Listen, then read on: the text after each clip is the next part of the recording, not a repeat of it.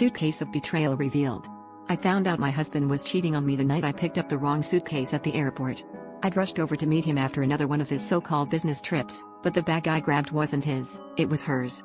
Tucked inside, under a tangle of silk scarves and perfume bottles, was a framed photo of him and his ex, from a weekend that was supposed to be a work retreat.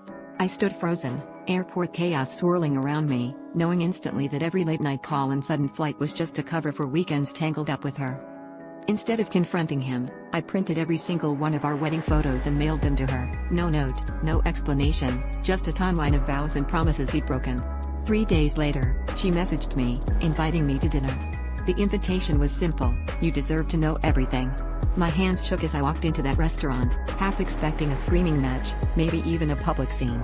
But she just sat there, calm, almost bored, sipping her wine like she'd been through this before. She told me the truth over starters: she'd known about me the whole time. They'd both decided it was easier to keep me in the dark, that I was too nice to hurt. She said he would complain about how predictable I was, how I'd never suspect a thing. We laughed about it, both of us suddenly on the same side, picking apart all the lies he told us. The strangest part was how easy it was to hate him together, two strangers bonded by betrayal. When I got home, he was packing, but not for another trip. He'd finally been caught. I told him I'd met with her, that we'd compared notes, and watched him crumble under the weight of his own secrets. But the real twist? I realized I wasn't even angry. I felt relief, like I'd been released from a role I never auditioned for.